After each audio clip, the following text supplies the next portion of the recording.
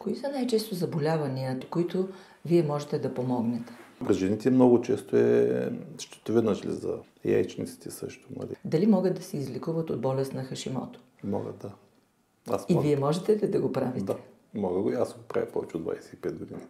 А прилагате само енергия? Само или енергия. прилагате и диета, прилагате двигателен режим, билки? То си Как влиза се случва всичко, това то при вас? всичкото си влиза. Нали, по принцип с енергия, нали, знаете, че всичко е вибрация в природата.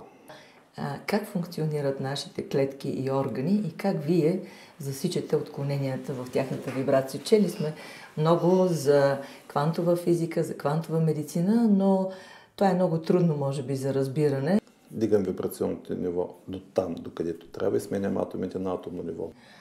Възможно ли е в последствие човек да продължи тялото му да се самолекува от това, че Точно това е. енергията му е била по правилния начин Точно поставена? това е. Точно това е. Това е истинското лечение.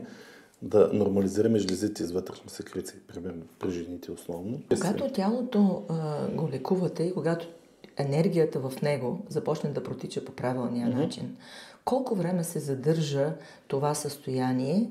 Трябва ли нещо човек да прави, за да го задържа? И кога трябва да дойде отново при вас? По принцип, като се нормализират нещата, има се прави...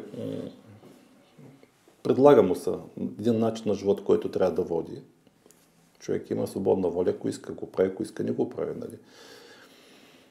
И обикновено няма нужда повече да идва, защото той се самовъзстановява вече. Днес се срещнахме с енерготерапевта Марин Минчев и имахме възможност да се докоснем до магията на една медицина, на едно лечение, което може би през вековете сме забравили и което ни връща към нашите корени.